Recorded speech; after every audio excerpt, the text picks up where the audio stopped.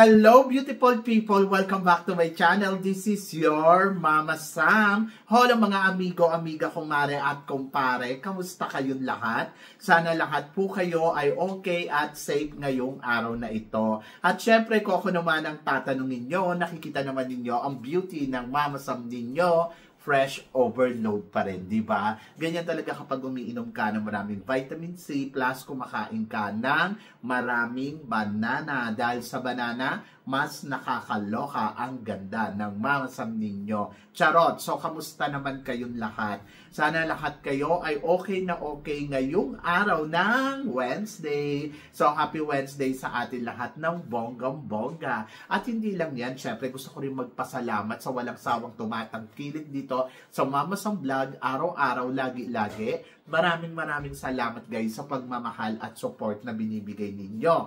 At syempre, sa mga bago nating subscribers, hello po sa inyong lahat. At saka sa mga makasolid na makamamasam dyan. Oh my gosh, nakakaloka. Nakakaloka kasi ang init kanina. Yung alam niyo yung biglang nawala yung lamig. Ang lamig ng ilang araw hanggang kaninang umaga. Tapos pagdating ng tanghali, Diyos ko, ang init na para kaming biglang, alam mo yun, para kami nilagay sa impyerno. Ganon, nakakaloka yung weather, no? Bigla-bigla nagbabago. Pero, ayan, Diyos ko, parang feeling ko lalagnatin ako sa init. O, kaya kailangan natin, syempre, uminom ng maraming tubig at syempre, magpalamig sa aircon. Kaya pagdating ko sa bahay, sabi ko kayo, bakit hindi nakabukas yung aircon? So, kailangan talaga bukas talaga siya kung hindi, Diyos ko, para kang piniprito sa init. Ganon. Kaya mag-ingat tayo lahat. Yung iba namang area, alam ko sobrang lamig naman. Sabi naman nila na sobrang lamig daw talaga, na nakakaloka daw yung lamig. Ay nako, basta mag-protection sa katawan. Ganon. Kaya naman ngayong araw na to, marami akong hatid na chika na talaga naman, oh my gosh, magtataas ang kilay ninyo ng bonggang-bongga sa mga pag-uusapan natin ngayon. Kaya guys, huwag na nating patagalin ang ating mga chika. So, para sa una natin, chika, Queen Emma. Syempre, nagkaroon din ng homecoming si Queen Emma sa Pampanga, sa kanyang hometown. At syempre, masayang-masaya si Emma dahil ang daming sumalubong din sa kanya ng bonggang-bongga sa kanyang pa-homecoming. O, di ba?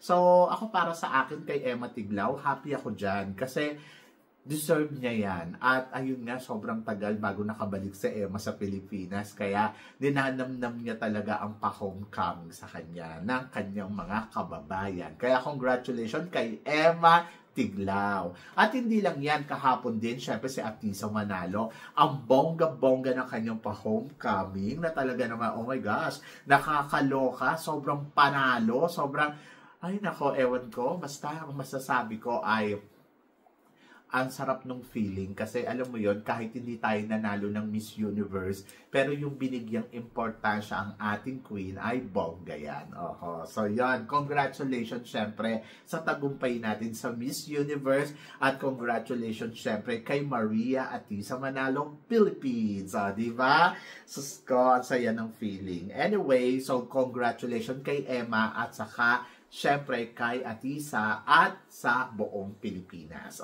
Para naman sa sumunod natin, chika, Miss World Philippines. Ayon, 3 corona daw Mama Sam para sa taon na to. Anong chika mo dito? Well, ang chika ko dyan, congratulations Philippines. So, yun. So, syempre happy ako dahil at least hindi dihado yung mga sasali at lalaban dyan sa Miss World Philippines. So, meron silang 3 corona ibibigay.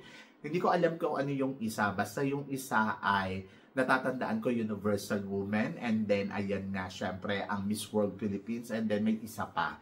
So, hindi lugi yung mga girls. Kumbaga, parang hindi isang corona lang ang pag-aagawan. Kaya ano pang hinihintay ninyo? Join na sa Miss World Philippines. Parang gusto ko rin sumali. Charot. So, yan. So, ang Miss World Philippines, mag-expect tayo. Ang kanilang coronation ay magaganap sa January. And then, ayun, looking forward tayo kung sino-sino nga ba ang mga magsisisalihan dito. I'm so excited. Sana sabay na rin nila yung Miss Grand. Charot. So, yan. Kasi baka na naman yung Miss Grand na naman, abutin na naman ng Agosto, di ba? Pero laban lang para sa Miss World Philippines. And then, good luck kung sino nga ba ang magsisisalihan dyan. I'm so excited. So, 3 crowns, di ba? Bongga. And good luck. At para naman sa sumunod natin, chika, kahapon nagkaroon nga ng fashion show dito sa Miss Cosmo, kung saan naman, ayon, so nagbigay sila ng special award para sa Best Catwalk. At ang nakakalungkot, hindi napasama ang ating pambato na si Chelsea Fernandez kahit nakitaan na natin siya ng potential na manalo kahapon. Anong chika mo dito, Mama Sam? Well, fashion show kahapon, sobrang bongga at sobrang haba ng runway nila. So, in fairness naman sa Cosmo, ang bongga. Kaya lang yung camera angle nila, tinamad na akong tapusin kasi naloka ako doon sa camera angle nila na ang gulo-gulo. Parang hindi ko alam kung saan sila magpo-focus ba talaga. Buti na lang na una si Chelsea Fernandez na ilabas at yung camera nakatutok lang sa kanya. Then after that, hindi ko na masyado pinanood kasi naguluhan ako. Yung alam mo yun, yung merong papunta dito, may papunta doon na parang ano ba, saan ba patungo yung camera nila. And then sa nakita kong performance naman, syempre natuwa ako kay Chelsea kasi inuna, tapos ang ganda naman ng catwalk. Pero kasi maraming din nagsasabi, marami ako nabasa sa mga comments na sana daw straight lang daw talaga at wala daw dapat eksena, kundi maglakad lang at wag mingiti. Pero kasi ito kasing si Chelsea Fernandez, super ngiti. Hindi ko alam kung ayun yung nakapag-demerit sa kanya. Pero yung energy, the way kung paano niya simulan ang fashion show na to, ang masasabi ko naman, ang bongga, talagang remarkable talaga ang lola mo. Ayun nga lang, nakakalungkot kasi hindi nga napasama ang pambato natin doon sa napili nilang top 5. So medyo sumakit yung ulo ko doon na parang ano ba? So highlight ninyo si Philippines pagkatapos biglang ganyan, di ba? So parang ginawaan yung panimula si Philippines pagkatapos ang ending, wala naman pala siya sa top 5. Eh sana inunan na ninyo yan sila Colombia, si Thailand, dyan sa mga fashion show ninyo, di ba?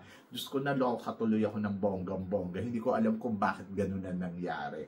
So, nakakalungkot pero wala naman tayong magagawa, di ba? So, ganun talaga. So, sabing ganun, tingin ko daw ba, lutong Macau na naman daw ba ang Miss Cosmo? Hindi ko naman masabing lutong Macau. Ando doon kasi ako sa part na para siguro sa atin, magaling yung kandidata natin at lumalaban ang Chelsea Fernandez ng bonggang-bongga. At nakikita natin na talagang maingat siya sa lahat ng bagay. Pero kasi hindi ko alam kung doon sa Cosmo, ano ba talaga yung eksaktong hinahanap nila. Ang sabi nila, impactful beauty. So parang feeling ko naman mga impacta naman yung mga charot. Hindi, yung ano mo yun, yung parang hindi ko alam. So, basta nakikita ko naman, pag yung Cosmo Queen, kapag tinignan mo sila, hindi ka mag-aano na parang wow, ang gaganda nila. Hindi. Pero, the way kung paano sila kumilos, gumalaw, at ayun nga, kahapon sa rampahan, masasabi ko naman na wow, may ibubuga naman talaga. In fairness naman sa Cosmo Queen, yung dalawang ano na to, ay talagang mayroong namang talagang alam mo yun, yung dragon, kung paano sila rumapa, talagang supermodel yung datingan. So baka ang hinahanap ng Miss Cosmo, hindi beauty queen, naghahanap sila ng supermodel, ganon. Kasi sa nakita ko kahapon, doon sa rampa ng dalawa, ay, pang supermodel, pang catalog, pang magazine, yung mga tipong ganon. So sabi ko, okay, supermodel siguro yung hinahanap nila. At parang mali yung napapadala natin kasi mga beauty queen ang pinapadala natin. E di sana top model na lang to. Charot. So yun. Kasi di ba ayun kasi yung nakikita ko dito sa mga girls na to. Alam naman natin kapag mga modela, hindi naman gano'ng kagandahan. Pero pag pinarampa mo, talagang wow, di ba? So ganun yung dalawang queen na to Magaling rumampa pero hindi ko masabi na kabog. So yun. Kaya good luck, di ba? So yun. So wish all the best. Para sa sa kandidata natin. So, dapat maintindihan din kasi natin at dapat pinaiintindi sa atin kung ano ba yung hinahanap ng Miss Cosmo. Kasi hindi natin maintindihan. Sinasabi nyo, impactful beauty.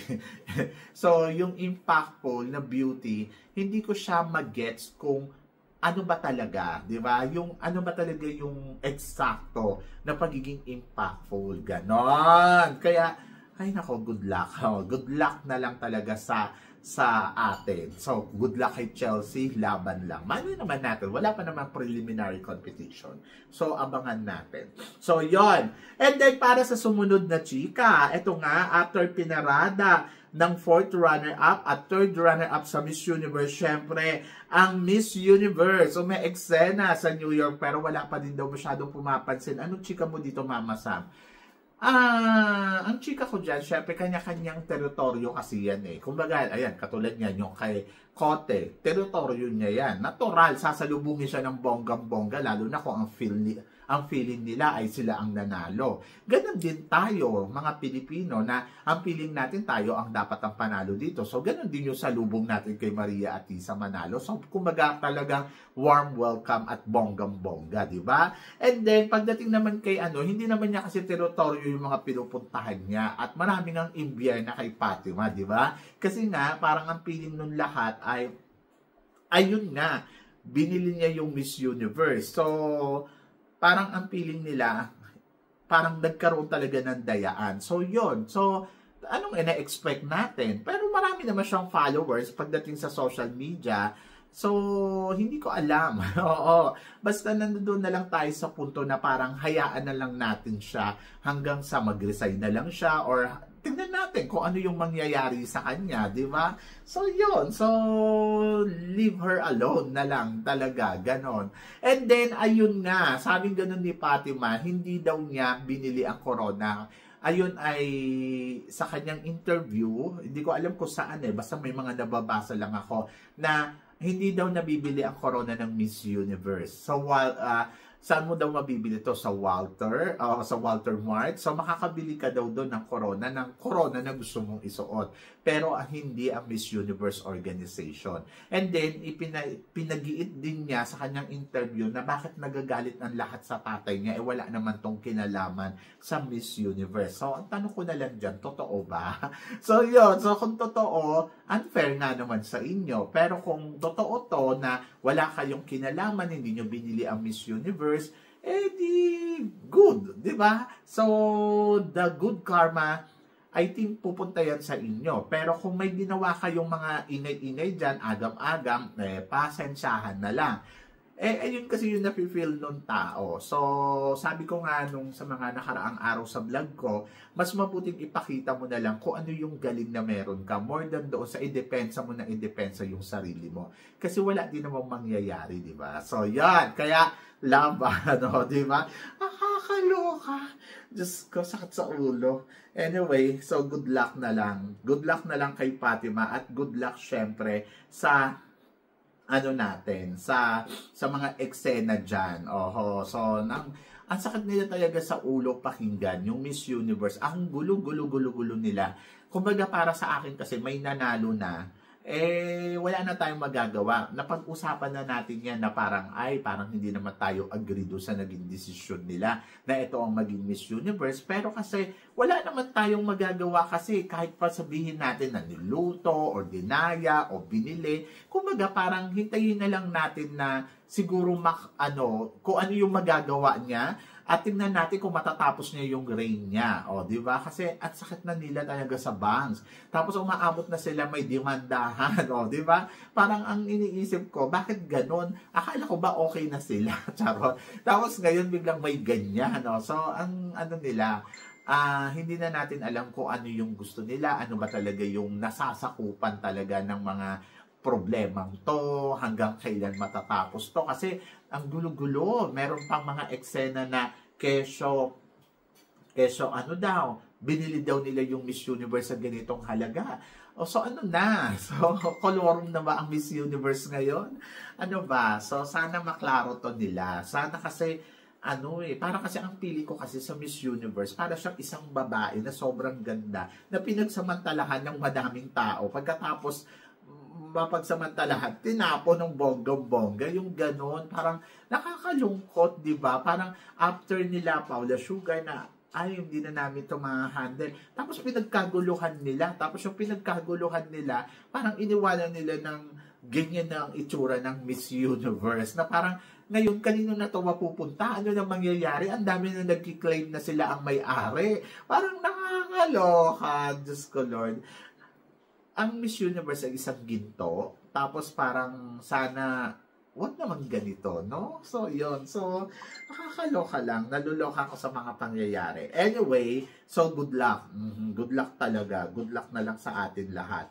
And then, para naman sa sumunod na chika, eto nga, sinasabing ganon, ang bagong chat silayan ay si Maria Atisa Manalo. Kasi daw, nung time daw ni chat silayan, ganyan din daw. Tapos, yung eksena daw ni Chat Silayan na talaga daw nakuha daw ni Atisa Manalo, pati daw yung mga gown na yung styles. Ako naman, masasabi ko, season by season lang yan, ganon. So, syempre, si Chat Silayan ay si Chat Silayan at mananatili siyang Miss Universe third runner-up sa mata ng lahat, di ba? At si Maria Atisa Manalo naman ay si Atisa Manalo at mananatili siyang Maria Atisa Manalo. Syempre, sa henerasyon ngayon, talagang ayun, so matatandaan nila na ay si nanalong Miss Universe third runner up, yung mga tipong ganon. Para lang yan Gloria Diaz and Margie Moran. Tapos nagkaroon ng Pia Wurtzbach and Catriona Gray. Tapos ayan naman, so meron tayong mga Chat Silayan noon. Tapos ngayon meron tayong Maria Atisa Manalo, Ariela Arida, Shamsi Supsup, yung mga tipong ganon. Eh di ba, 6 na rin yung ating third runner up sa Miss Universe. So parang ang feeling ko, generation by generation siya. So, nare-repeat lang. And then, mali ninyo, sa susunod na mga after 5 years, meron na tayo uling 2 corona at mga 3 runners-up again. O, diba? Just go, good luck. Good luck sa Miss Universe. Hindi ko alam kung saan patutungo ang Miss Universe ngayon. Kung ito ba ay tuluyan ng magsasara, ito ba ay kukunin ba talaga ng ibang tao, o ito ba ay mapupunta na sa kung kanino.